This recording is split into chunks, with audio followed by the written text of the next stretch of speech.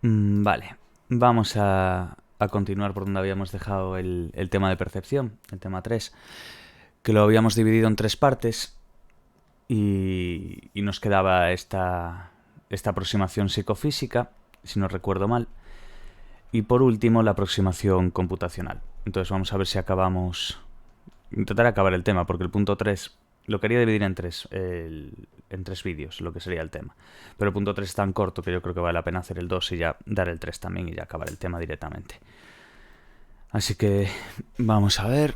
Está todo conectado bien. A ver, cosa la cámara. Perfecto. Vale. Vale, la aproximación psicofísica. El análisis de la frecuencia espacial.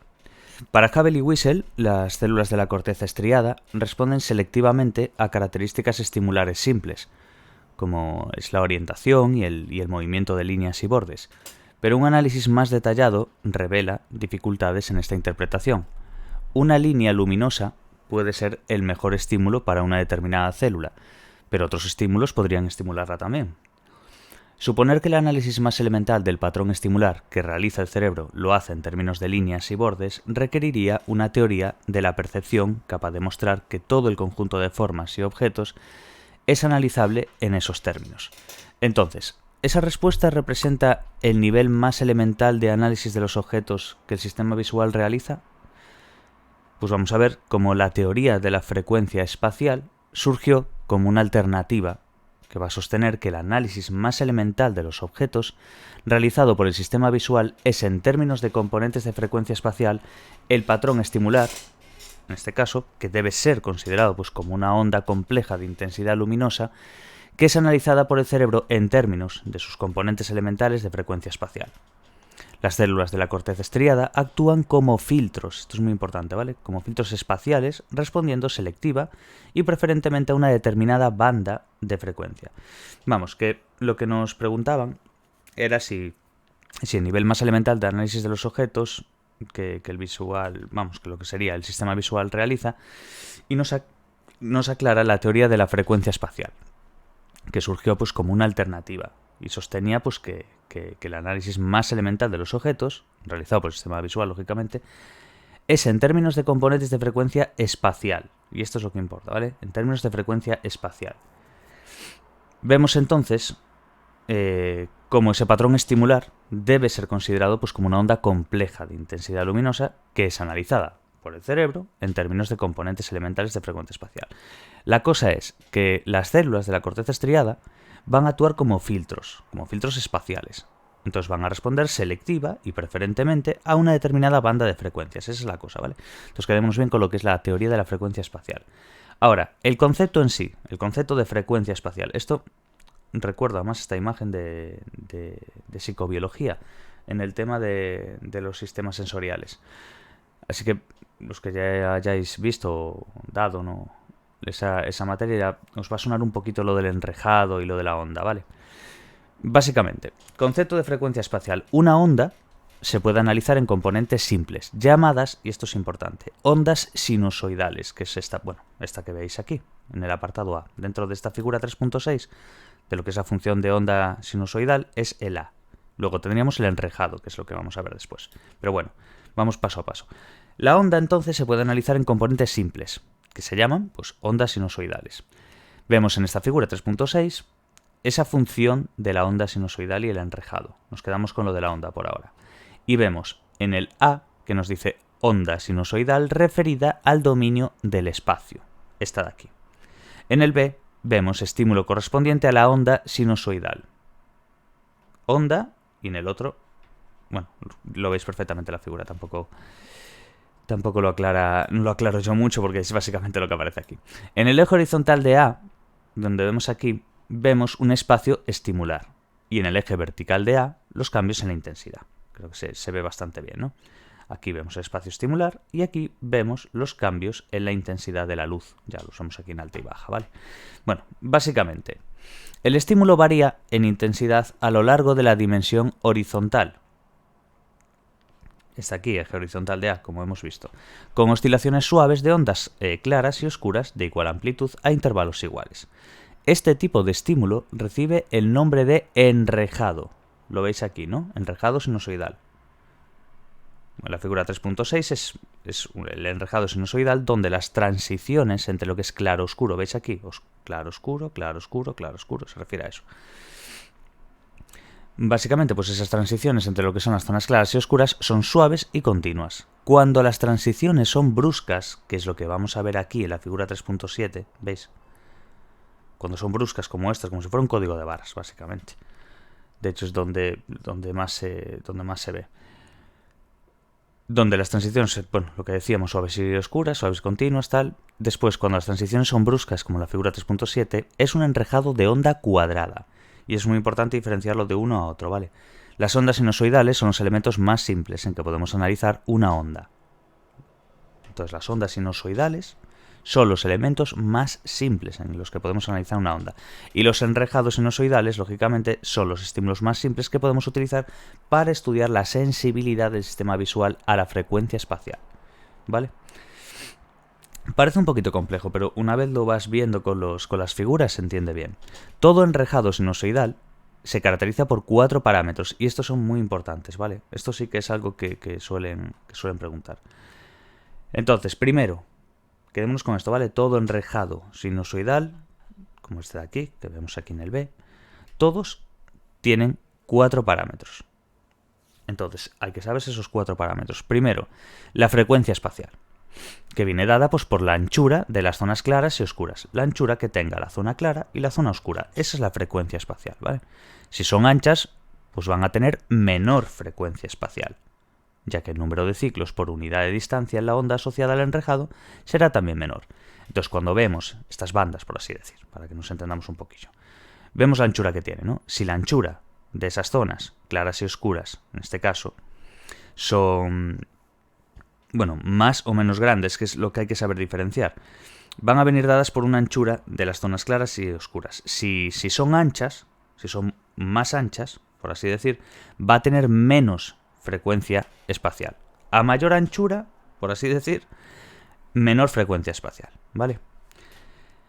Luego, la unidad de distancia que aparece es el grado de ángulo visual. El ángulo visual, lo vemos aquí de hecho en la figura 3.8 mucho mejor, pero bueno, el ángulo visual nos permite relacionar todas las medidas con el observador. Vemos aquí de hecho figura 3.8, ejemplo de ángulo visual para un objeto situado a distancias diferentes. En la figura 3.8 puede verse pues una flecha H, como ya hemos visto, veis aquí, colocada cerca del observador. Produce una imagen retiniana mayor que otra flecha H más alejada, lógicamente. Para cada flecha trazamos 2 líneas que interceptan sus 2 extremos, ¿veis? 1 y 2 ahí. Entonces, lo que hay que entender bien es que tú miras desde lo que es el ejemplo del ángulo visual, quiero decir. Tú ves una flecha, la H en este caso, bueno, aparece representada como H, colocada cerca del observador, la O, ¿veis aquí? Esta. Ahora, produce una imagen retiniana mayor que la otra flecha H. ¿Ves? Esta es la flecha H normal y esta la H con el apóstrofe. Pues esta es la más alejada, lógicamente. A ver, esto se entiende bastante bien. Este es el ojo, por así decir. Tú estás mirando y más alejado, más alejado, más alejado, hasta acabar en la H con el apóstrofe, que es la más alejada de todas, ¿vale? Entonces, para cada flecha vamos a trazar 2 líneas que van a interceptar sus 2 extremos y converger en el ojo del observador. Ya está.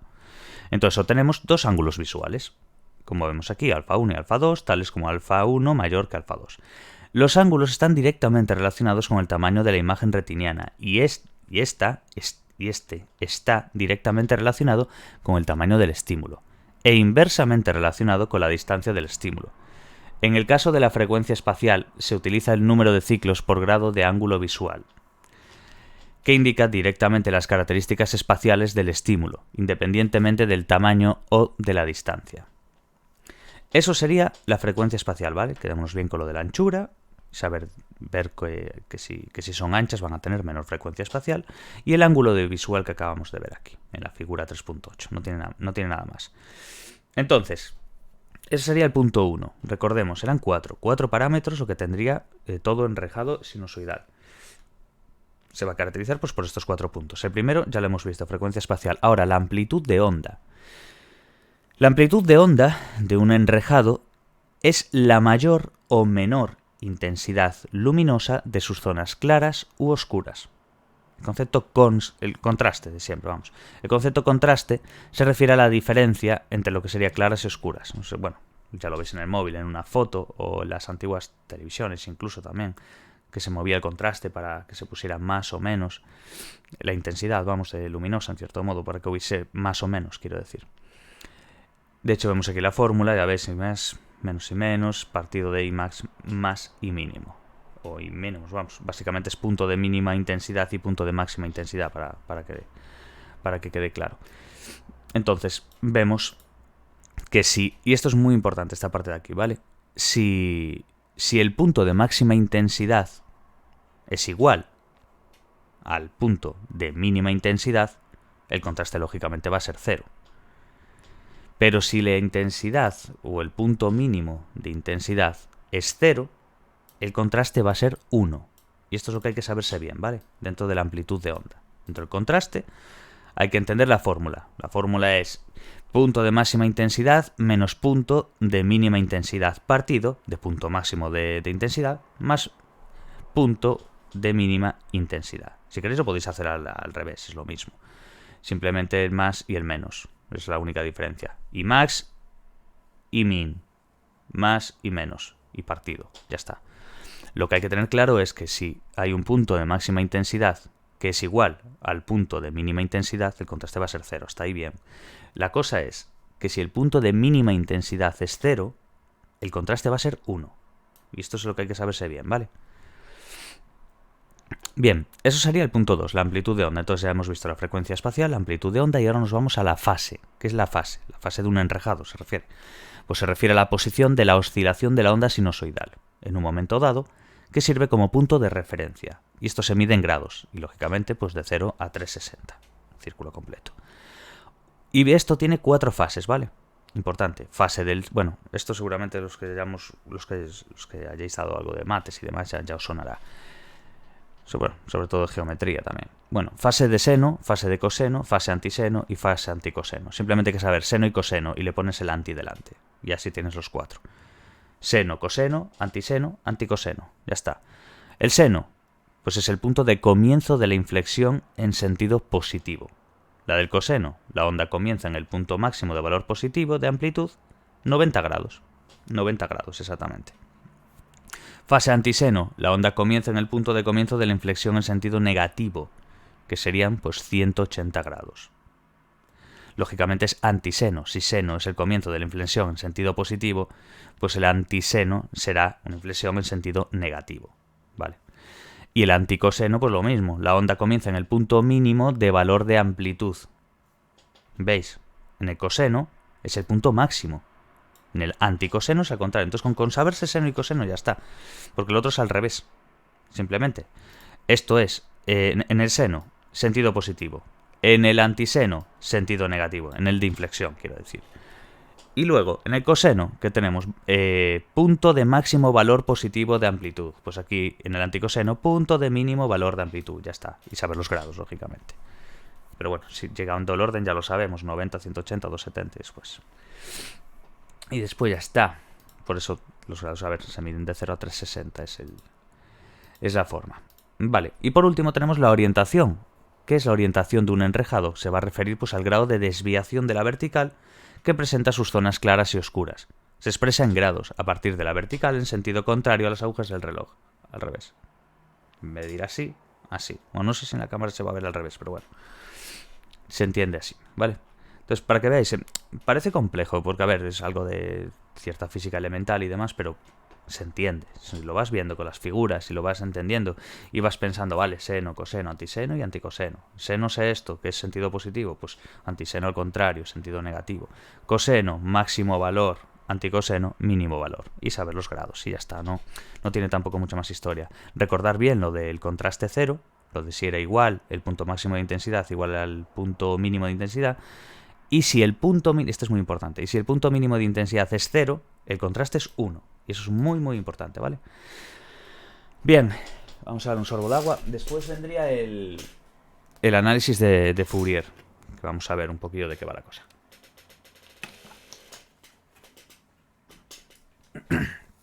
Vale, podemos utilizar la teoría del análisis de ondas de la física para investigar la validez y el alcance del patrón de estimulación visual en términos de ondas.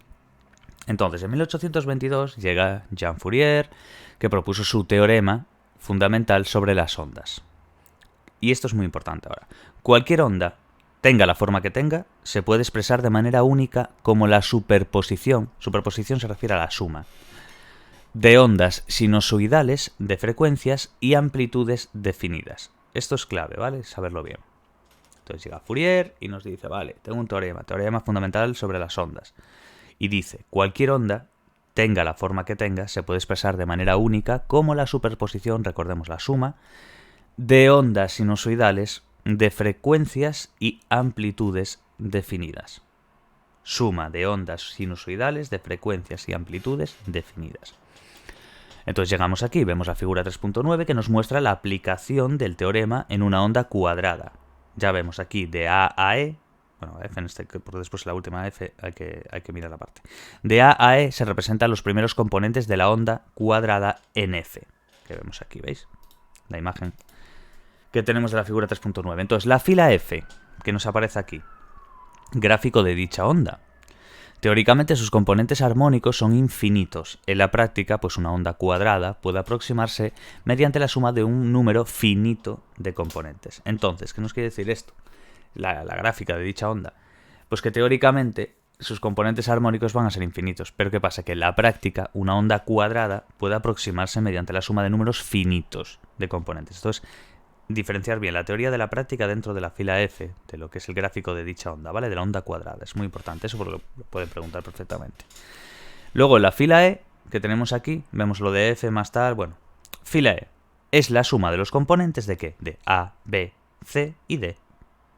Como nos aparece aquí, a la derecha, 3F, 5F y 7F. Es la suma de eso, ¿no? Pues es la suma de A, de B, de C y de D, para entendernos. No hace falta tampoco liarse mucho. Entonces simplemente es la suma. Se suma esa superposición, teóricamente se tendría que decir, pero bueno, suma de los componentes de A, B, C y D, que produce una onda compleja, ¿vale? Que se aproxima a la onda cuadrada, se está aproximando. La adición de armónicos de mayor frecuencia aproximaría la onda compleja al ideal representado en la F, ¿vale? Entonces recordar que la E es la suma de sus componentes, ¿vale? A, B, C y D. Tampoco tiene mucha más historia los primeros. Los componentes de una onda cuadrada, en el F, vamos, son ondas sinusoidales que guardan relación entre sí. Y ahora viene aquí una cosa muy interesante para que le guste, pero a mí tampoco se me tire mucho. Básicamente es que los componentes de una onda cuadrada son ondas sinusoidales que guardan relación entre sí. Y vemos componente fundamental, que es el primer componente. Consiste en una onda sinusoidal de igual frecuencia y amplitud que la onda cuadrada, como vemos aquí. En el primer componente, ¿vale? Que no puedo darle tanto para atrás, creo, para que se vea bien. Consiste básicamente en una onda sinusoidal de igual frecuencia y amplitud que la onda cuadrada. Ese sería el componente fundamental, el primer componente, vamos. Luego, los componentes armónicos, su frecuencia es un múltiplo impar de la frecuencia fundamental y su amplitud varía en función de su orden. Pues, por ejemplo, tercer armónico, sería el segundo componente, tiene 3 veces la frecuencia del componente fundamental y 1/3 de su amplitud. ¿Entendemos esto? Básicamente es un múltiplo impar de la frecuencia fundamental y su amplitud va a variar en función de su orden. Por ejemplo, tercer armónico sería el segundo componente, entonces tiene 3 veces la frecuencia del componente fundamental, tercer armónico, y 1/3 de su amplitud. En el quinto armónico, que sería el tercer componente, tiene 5 veces la frecuencia del componente fundamental y su amplitud es 1/5. Ya veis, no tiene mucha historia. Tercer componente, 3 veces, por lo cual 1/3 de su amplitud. Quinto armónico, 5 veces la frecuencia de ese componente fundamental y 1/5 de su amplitud, etcétera. Y así sucesivamente, bueno, es lo mismo. Cada nuevo armónico que se añade contribuye al total una amplitud cada vez más pequeña. Y esto es importante. De hecho lo veis, 1/3, después 1/5, ya veis cómo va a medida que vas añadiendo armónicos. Sí, es así, cada nuevo armónico que se añada va a contribuir al total de una amplitud que va a ser cada vez más pequeña, por lo que en la práctica la síntesis de una onda cuadrada puede aproximarse bastante utilizando un pequeño conjunto de armónicos, aunque en teoría el número de componentes sinusoidales de una onda cuadrada sea infinito, como acabamos de dar, ¿no os acordáis? En la teoría. En la práctica se utiliza de una forma finita. Recordemos, por eso lo remarqué antes. Vale, bueno, vemos aquí una figura, la 310, la imagen original, la del centro, lógicamente, ya veis que es la que está bien, ha sido filtrada, eliminando los componentes de frecuencia espacial alta a la izquierda, como veis aquí, y los componentes de frecuencia espacial baja a la derecha. Una forma de entenderlo bien. De hecho, como se puede comprobar, en la figura 310, los componentes de frecuencia espacial baja proporcionan información sobre los aspectos globales de la imagen, mientras que los de alta frecuencia la proporcionan de los detalles. Es una parte de... para entender bien lo que sería lo que es la frecuencia espacial baja y la alta, ¿vale? Yo creo que se ve bastante bien con la imagen. Esto es una frecuencia espacial alta, la B, que veis aquí.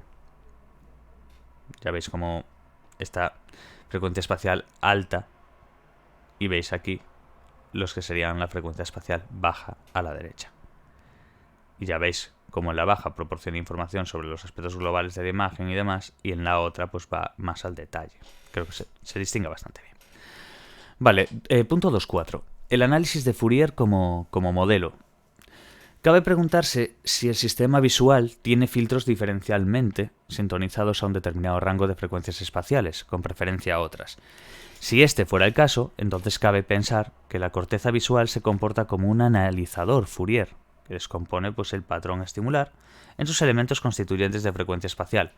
Se trataría de asumir la existencia de un conjunto de receptores que responden diferencialmente a distintas frecuencias espaciales, de modo que las frecuencias espaciales altas serían procesadas por canales diferentes a los que procesan las frecuencias espaciales medias y bajas. Entonces, importante eso, ¿vale? Las frecuencias espaciales altas serían procesadas pues, por canales diferentes a los que procesan las frecuencias espaciales medias y bajas. Evidencia experimental, ¿qué tenemos aquí? La evidencia experimental más relevante a favor de la existencia del filtro de frecuencia espacial es de carácter psicofísico. La psicofísica es la parte de la investigación psicológica que trata de establecer por relaciones entre las características físicas de los estímulos y la experiencia consciente, utilizando métodos comportamentales. En los métodos comportamentales se analiza cuidadosamente la ejecución del sujeto en tareas precisas, que permiten hacer inferencias sobre la naturaleza de los procesos que intervienen en la tarea. Se han utilizado tareas de detección para medir el umbral de contraste de los sujetos. Y ha sido pues, el comportamiento del sistema en situaciones de umbral el que ha permitido inferir la existencia de diferentes filtros de frecuencia espacial. Así que quedaos muy bien con lo de umbral de contraste, ¿vale?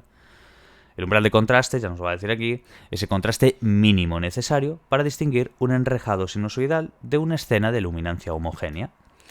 Entonces, para determinar la cantidad de contraste que se necesita para que se utilice el método de ajuste, donde el sujeto controla ese contraste hasta que el enrejado resulta mínimamente perceptible. Como valor de contraste del umbral se toma el que produce un porcentaje de respuestas correctas determinado. Quedaos muy bien con eso, ¿vale? Ahora, punto 251. La función de sensibilidad al contraste, FSC, mítico también de preguntas de examen, ¿vale? Cuando os digo eso es porque también las estoy haciendo para Patreon y todo esto. Que después ya las incluso acabé. Aquí en percepción también hay desde 2014, así que imaginaos toda la tralla que hay aquí metida. Entonces, bueno, básicamente es eso, ¿vale? Tenemos que ir viendo cada punto, ya os voy aclarando si veo que se da bastante en exámenes, si veo que no, lo de siempre, lo que hago con las demás materias. Entonces, bueno, eso, función de sensibilidad al contraste, FSC, función sensibilidad al contraste. Si realizamos un experimento psicofísico de medición del umbral de contraste, utilizando un variado número de enrejados sinusoidales de diferentes frecuencias espaciales, obtendremos la función de sensibilidad al contraste de un observador determinado. Sensibilidad al contraste, ¿qué significa? ¿Qué significa como concepto en sí? Es el valor recíproco del umbral de contraste. Es muy importante saberlo, ¿vale? El umbral de contraste ya sabemos lo que es, que lo acabamos de ver, pero ¿qué es esa sensibilidad en sí al contraste? Pues es el valor recíproco del umbral de contraste. La sensibilidad al contraste de una persona va a ser mayor cuanto menor sea el valor de contraste de su umbral. Esto es clave para entenderlo bien, ¿vale? Después vamos a verlo bien en la gráfica y demás, pero básicamente es esto. La sensibilidad al contraste es el valor recíproco del umbral de contraste. Entonces, esta sensibilidad al contraste de una persona va a ser mayor, esa sensibilidad, cuanto menor sea el valor de contraste de su umbral. Cuanto menor sea el valor de contraste de su umbral, va a haber una sensibilidad mayor al contraste, quiero decir. Entonces, esta función relaciona la sensibilidad al contraste con la frecuencia espacial de los enrejados empleados. Por lo cual, en la figura 3.11, donde se ve la función de sensibilidad al contraste, la FSC que estamos viendo, vemos aquí, de hecho, en el eje de coordenadas, frecuencia espacial y sensibilidad al contraste. ¿Vale? Vemos a medida, de hecho desde aquí, cómo va subiendo y luego esa bajada, ¿vale? Vamos a ir viéndolo ahora. La figura 3.11 que vemos aquí presenta una FSC, una función de sensibilidad al contraste típica de una persona adulta en condiciones de visión fotópica, ¿no? La función suele ser representada en coordenadas logarítmicas y tiene una forma de U invertida. Ya veis, es una U, pero al revés, está invertida. Los puntos representan la sensibilidad máxima para cada frecuencia espacial. Esa es la sensibilidad máxima para cada frecuencia espacial. Vemos la frecuencia espacial abajo, ¿no? 1, 3, 10, 30, y vemos cada punto es la sensibilidad al contraste de dicha frecuencia espacial, ¿vale? Entonces los puntos representan esa sensibilidad máxima para cada frecuencia espacial. El punto óptimo de sensibilidad se sitúa ¿dónde? Entre los 4 y los 5 ciclos por grado de ángulo visual. De hecho, lo veis aquí. El punto, aquí. Esto básicamente es el punto óptimo de sensibilidad. Bajamos y vemos que se sitúa entre 4 y 5, exactamente. 4 y los 5 ciclos de grado de ángulo visual. Entonces, y decae progresivamente a medida que aumenta la frecuencia espacial, como podéis apreciar aquí. Va bajando.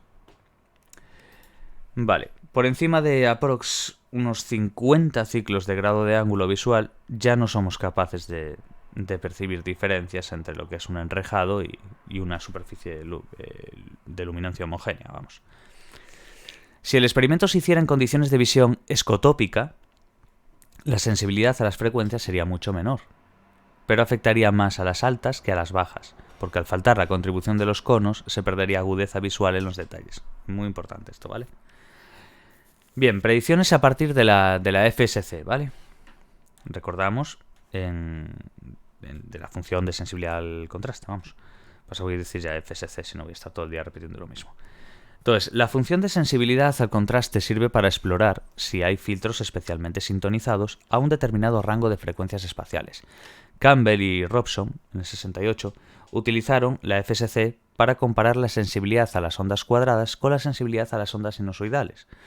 Suponían que si el sistema visual posee filtros sintonizados a diferentes frecuencias espaciales y realiza un análisis del patrón estimular en términos de componentes sinusoidales, entonces la respuesta al umbral de detección de un enrejado de onda cuadrada está determinada por la respuesta de los filtros a los distintos componentes sinusoidales de la onda cuadrada. Predicciones a tener en cuenta: si comparamos el umbral de detección de una onda cuadrada, pues ya nos pone 26 de partido de gap, con el de una onda sinusoidal de la misma frecuencia, no debe haber ninguna diferencia, porque el sistema visual está respondiendo solo a la onda sinusoidal de 26. Aunque la onda cuadrada tiene más componentes sinusoidales, el sistema visual no va a ser sensible a los mismos, porque ya que incluso el armónico de menor frecuencia, que tendrá 78, no cae dentro del rango de frecuencias que el sistema visual va a detectar. Entonces es un poco tontería, ¿no? Si comparamos el umbral de detección de una onda cuadrada de 2 con el de una onda sinusoidal de la misma frecuencia, entonces el umbral para la detección de la onda cuadrada debe ser más bajo. Es decir, la sensibilidad, esto es clave, ¿vale? Esto es lo que hay que entender. La sensibilidad más alta que para la onda sinusoidal, porque la onda cuadrada tendrá, además del componente fundamental de 2, un armónico de 6, cuyo umbral de detención es más bajo que el correspondiente al fundamental, según el FSC, vamos. Entonces Campbell y Robson comprobaron que las predicciones eran confirmadas. Esto es muy importante, ¿vale? Confirmadas. Concluyeron que el sistema visual está dotado de filtros sintonizados a rangos determinados de frecuencia espacial. Démonos a fuego con esto, ¿vale? Tenían unas predicciones, las confirmaron y concluyeron que el sistema visual estaba dotado, de hecho, de filtros, que sintonizados pues, a rangos determinados de frecuencia espacial. Ahora, los posefectos de la frecuencia espacial. Los posefectos constituyen un fenómeno que proporciona información sobre la existencia y naturaleza de distinto tipo de receptor. La figura 3.12, de hecho, nos presenta la posible relación entre el FSC y un conjunto de hipotéticos filtros espaciales. Si existen múltiples filtros espaciales, la FSC es el resultado de la actividad de todos. Es la envolvente que encierra y reúne el comportamiento de muchos más canales, cada uno de ellos pues sintonizados a un rango limitado de frecuencias espaciales. Vamos a suponer ahora, no vamos a ir a unas hipótesis, dos de hecho, si no recuerdo mal. Supongamos que sometemos a un sujeto a una exposición prolongada, ¿no?, de un enrejado sinusoidal, de una frecuencia espacial, lo de siempre.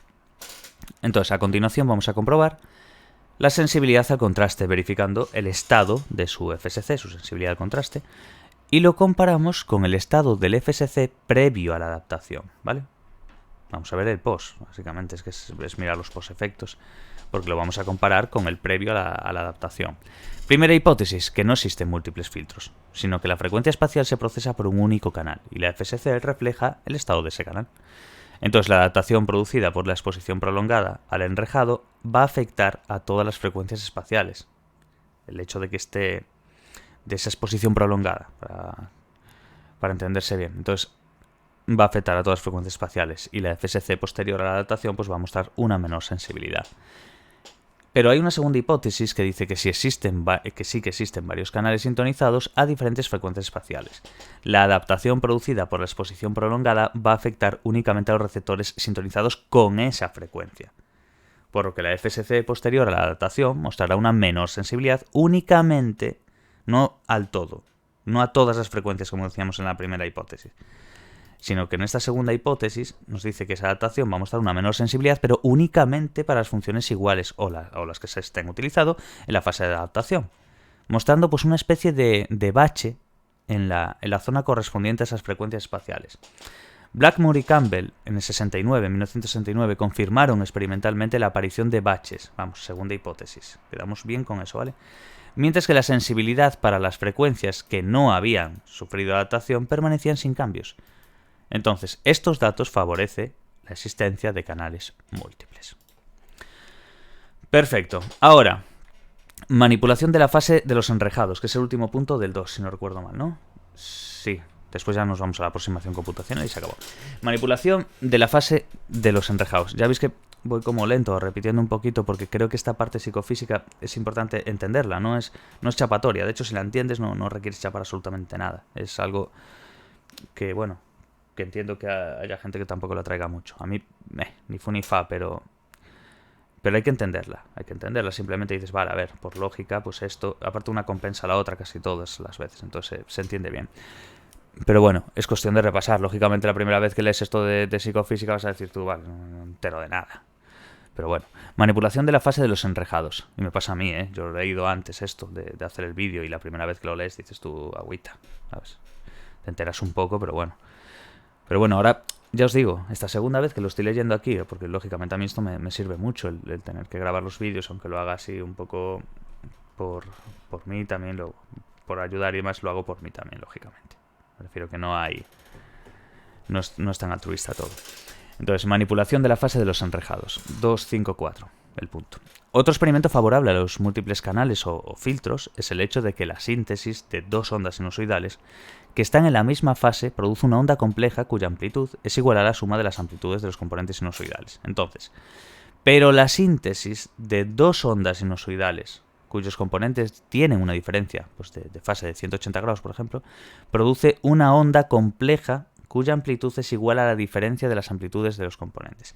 Esto es un poco lioso a la hora de leerlo, pero es cuestión de leerlo varias veces y llegar a entenderlo bien, ¿vale? Figura 3.13, que nos va a decir aquí, nos va a aclarar bien, muestra la forma de las ondas de los enrejados utilizados por Graham y Nachmias, que creo que se pronuncia así, de 1971, ya veis, del 69 era el anterior. Fila anterior, forma de las ondas complejas utilizadas como estímulos, como vemos. Después, dos primeras filas, componentes sinusoidales utilizados para sintetizar los estímulos. Entonces, la amplitud y la frecuencia de los componentes es la misma para ambos estímulos. Lo único que va a variar de un estímulo a otro es la secuencia de fase de sus componentes. ¿Cuál es el razonamiento de Graham y de Nachmias? Pues nos dicen que si el sistema visual funciona de acuerdo con un modelo de canal único, en el que el estímulo se procesa como una totalidad, como en la otra hipótesis, el estímulo correspondiente a la onda A será más fácil de detectar que el correspondiente a la onda B. ¿Por qué? porque el contraste es mayor en A que en B. Es por eso, eso es simple, ¿no? Creo que se entiende bien esta parte. ¿Qué es lo que pasa? Eso es si el sistema visual funciona de acuerdo con un modelo de canal único. Porque claro, lo va a procesar en su totalidad y el estímulo correspondiente a la onda A va a ser más fácil de detectar que la de la onda B. Y te preguntas ¿por qué? Porque la A es mayor. El contraste que hay en A es mayor que en B. Simplemente es eso.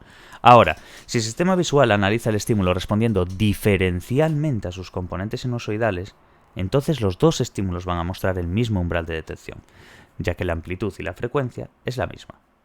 Ese es el rollo, ¿vale? Los resultados mostraron que el umbral de detección era igual para los dos estímulos. Vamos, esto de aquí. Igual para los dos estímulos, ¿vale? Los resultados mostraron que el umbral de detección era igual para los dos estímulos. Debe quedar claro que aún no se ha podido aislar esos filtros en el nivel fisiológico.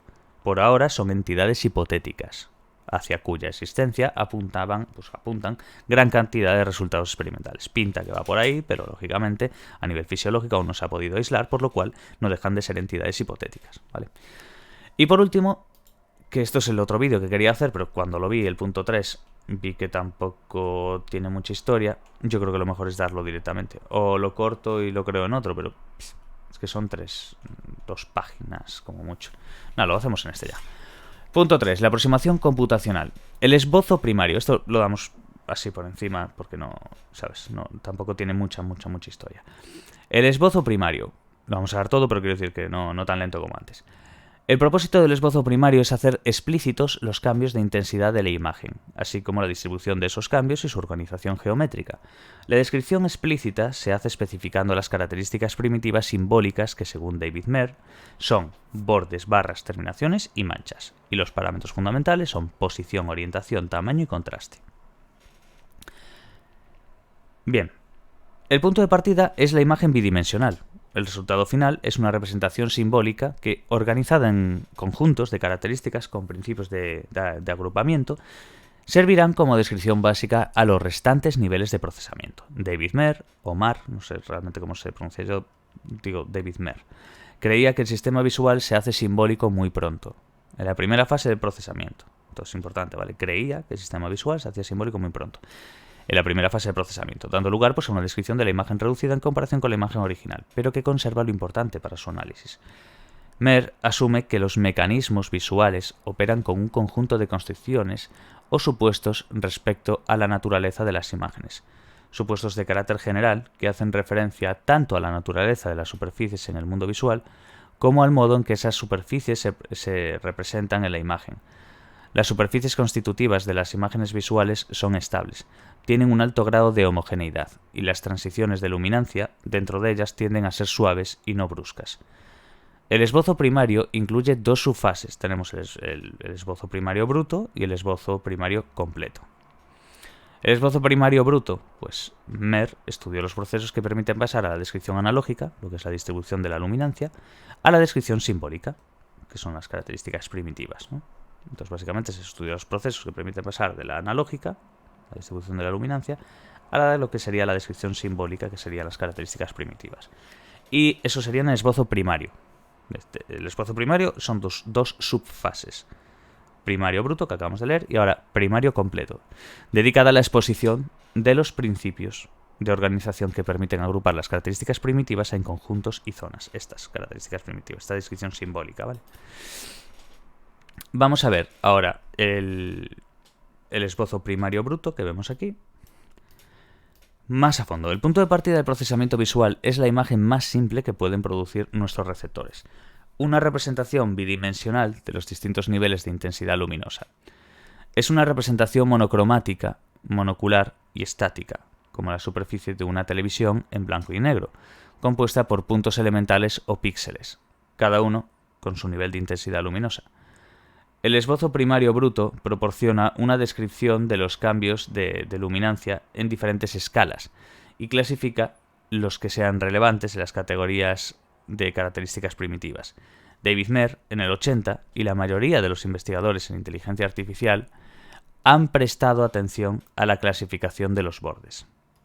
Vemos aquí el punto 3.3, que nos dice las bases fisiológicas de este esbozo primario bruto. Merck también prestó atención a la realización física de estos procesos en el cerebro humano, bases fisiológicas, especialmente a los mecanismos capaces de realizar el cómputo de los puntos de cruce de cero. Este autor pensó que el campo receptivo de las células ganglionares y de las del núcleo geniculado lateral del tálamo muestran características similares a las del operador, utilizado por ellos. Entonces vemos aquí la figura 3.2.1 o 3.21. Mecanismo fisiológico hipotético de Merry de Hydret para implementar el procesamiento de la detección de puntos de cruce de cero, P y Q. P, campo receptivo de una célula geniculada del centro ON y entorno OFF. Y Q, campo receptivo de una célula con centro OFF y entorno ON. Ya ves, es lo mismo pero al revés, en la P y en la Q.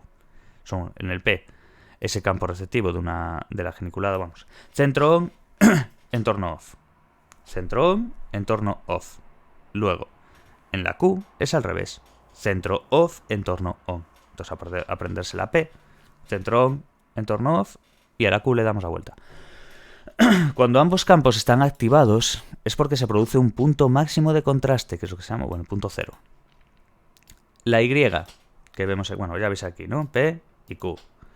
Y, célula que recibe la información y dispara, actúa como un detector de puntos de cruce de cero y va a la B, que tenemos aquí, que es la forma en que un conjunto de mecanismos alineados son capaces de detectar un segmento orientado de punto de cruce de cero dentro de los límites de orientación, delimitados aprox por líneas representadas, como las que vemos aquí.